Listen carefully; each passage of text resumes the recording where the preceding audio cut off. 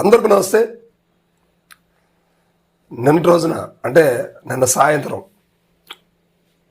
6 గంటల నుంచి 6:30 మధ్యలో ప్రకాశం జిల్లా అద్దంకి మండలం శంకవరపాడు ధర్మవరం విలేజ్ మధ్యలో ఒక సంఘటన చోటు చేసుకుంది. పోలీసులే స్వయంగా గంజాయి తీసుకెళ్తూ యాక్సిడెంట్ చేసి 4 వ్యక్తులు యాక్సిడెంట్కి కారణమై 4 క్షతగాత్రులు హాస్పిటల్లో ఉండగా స్థానిక పోలీసులు ఎవరైతే యాక్సిడెంట్ చేశారో అలాంటి వ్యక్తుల్ని తప్పించడానికి ప్రయత్నాలు చేసి స్థానికులు తిరగబడేసరికి కారు మొత్తం ఓపెన్ చేసి చూడగా అందులో గంజాయి కలకలం గంజాయి దొరకటం జరిగింది. అంతేకాదు దాంతోపాటు మద్యం బాటిల్స్, ఒక పోలీసు యూనిఫామ్ కూడా అందులో దొరకటం జరిగింది. సో అది ఒక ఎస్ఐ క్యాడర్కి చెందినటువంటి యూనిఫామ్, క్యాప్, షర్టు, ప్యాంటు, బెల్ట్తో అలా ఉంటూ వీడియోలో ఒకసారి చూడండి.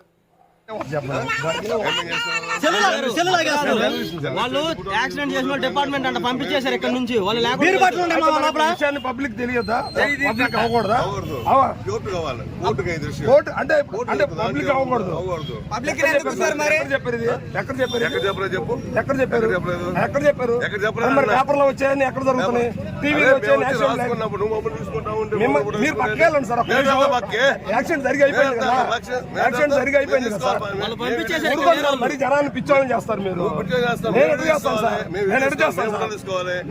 ఫోటో తీసుకుంటే ఫోటో అంత అన్యాయంగా ఉంటారు సార్. సేవ్ చేయాలండి.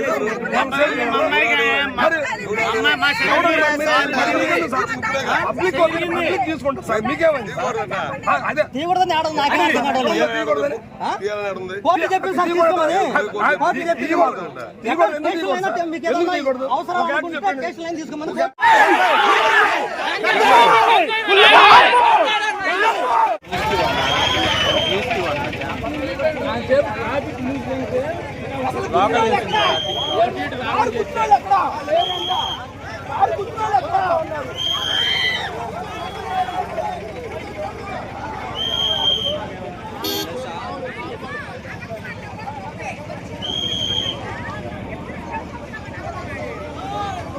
మీటర్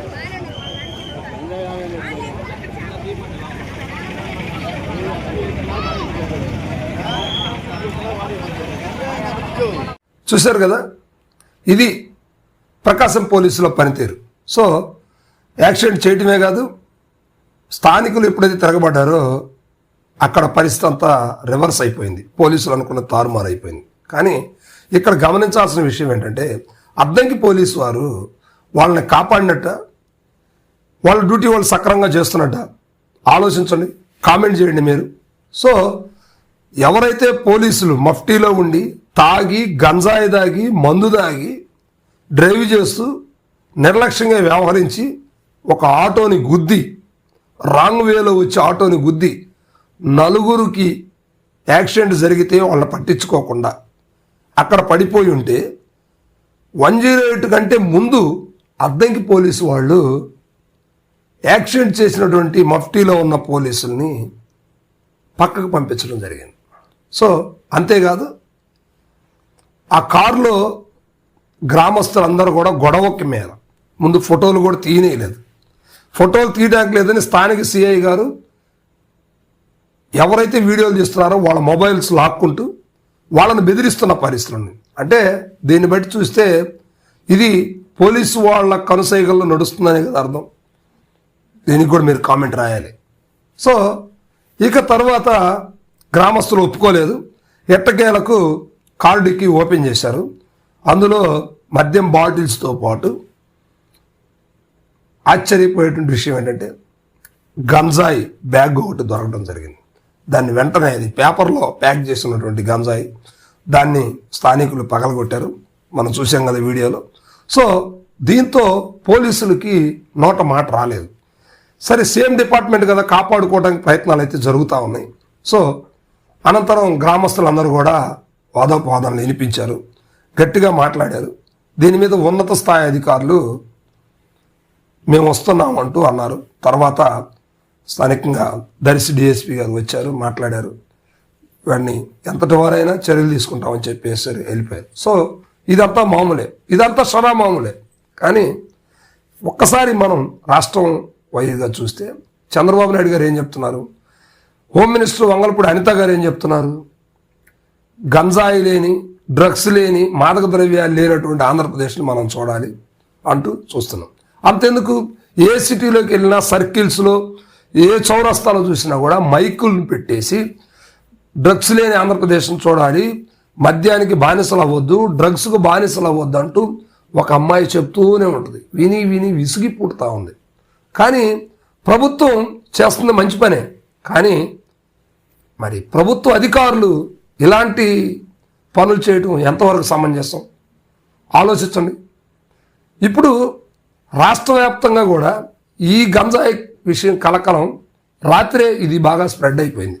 అసలు పోలీసులకి గంజాయి ఎందుకు దొరికిందా? వీళ్ళే స్వయంగా మార్కెట్ చేస్తున్నారా? దీంట్లో ఎవరెవరు భాగస్తులు ఉన్నారు? ఎక్కడికెక్కడికి ఇది వెళ్తుంది, ఎక్కడి నుంచి ఇది వస్తుంది అనేది ఇప్పుడు దీని మీద ఎంక్వైరీ చేయాలి. ఒక ఉన్నత స్థాయి ఎంక్వైరీ కమిషన్ అనేది దీని మీద జరగాలి. సో ఇక్కడ మంచివాళ్ళు చెడ్డవాళ్ళు అనేది కాదు, నిజానికి జరుగుతున్నటువంటి పరిస్థితులను చూస్తే చాలా భయం వేస్తుంది. ఎందుకంటే అద్దంకి పరిధిలో ఉన్నటువంటి పోలీసు వ్యవస్థ ఏం చేస్తూ ఉంది, ఇది ఈరోజు యాక్సిడెంట్ జరగబట్టి సరిపోతుంది. యాక్సిడెంట్ జరగకపోతే మన కళ్ళ ముందు ఎన్నో వాహనాలు వెళ్తూ ఉంటాయి, దాంట్లో ఏం వెళ్తుందో ఏం పోతుందో ఎవరు క్యాచ్ చేయలేరు కదా. మరి అలాంటప్పుడు వీళ్ళు ఇంతకుముందు ఎన్నాళ్ళ నుంచి వ్యాపారం చేస్తున్నారు? పోలీస్ యూనిఫామ్లో ఉంటూ ఇలా చేయటం ఎంత దారుణ, అతి దారుణం.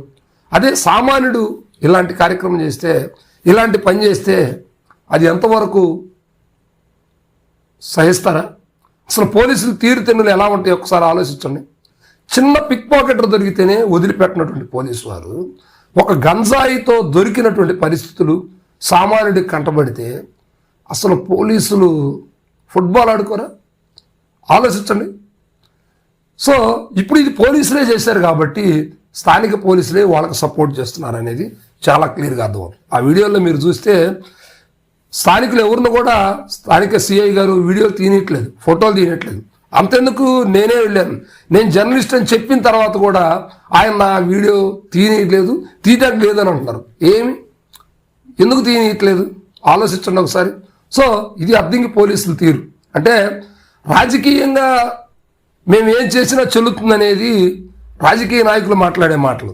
కానీ అధికారులు కూడా, అందులో పోలీస్ డిపార్ట్మెంట్, లా అండ్ ఆర్డర్ని కాపాడాల్సినటువంటి పోలీసు వారే ఇలా గంజాయిలు, మత్తు పదార్థాలు అమ్ముతూ వాళ్ళకి ఒత్తాసు పలుకుతూ వాళ్లే ఇలాంటి వ్యవహారాన్ని, ఇలాంటి ఒక రకంగా చెప్పాలంటే వ్యాపారం వాళ్లే కొనసాగిస్తుంటే ఇంకా సామాన్యులకి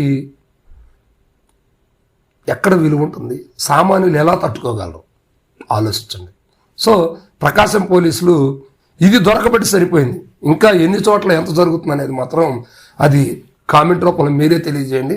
సో ఇప్పటికైనా ఇలాంటి వ్యక్తుల్ని కఠినంగా శిక్షించాలి, ఎవరిని కూడా ఉపేక్షించకూడదు. ఎందుకంటే వీళ్ళు చేస్తున్నటువంటి తప్పు వీళ్ళతో పోదు, ఇది నేటి భావి భారత పౌరులకి దీన్ని అంటించి ఒక అంటురోగంలాగా చూయించి ఈ మద్యానికి, ఈ గంజాయికి, డ్రగ్స్కి బానిసలుగా చేసి వారి జీవితంతో చెలగాటలాడుకుంటున్నటువంటి వారిని ఎవరిని కూడా వదలకూడదు. సో ఇప్పటికైనా నేను ఆంధ్రప్రదేశ్ ముఖ్యమంత్రి వర్యులు చంద్రబాబు నాయుడు గారికి కానీ, లా అండ్ ఆర్డర్ని కాపాడేటువంటి హోమ్ మినిస్టర్ వంగలపూడి అనిత గారికి కానీ, ఇంకా మిగతా డిప్యూటీ సీఎం పవన్ కళ్యాణ్ గారికి కానీ నేను విన్నవించేది ఒక్కటే, ఇలాంటి వ్యక్తులను ఉపేక్షించకూడదు. ఇలాంటి వ్యక్తుల మీద కఠినమైనటువంటి చర్యలు తీసుకోవాలి. ఖచ్చితంగా అలాంటి వారిని జైళ్లలో పెట్టాలి.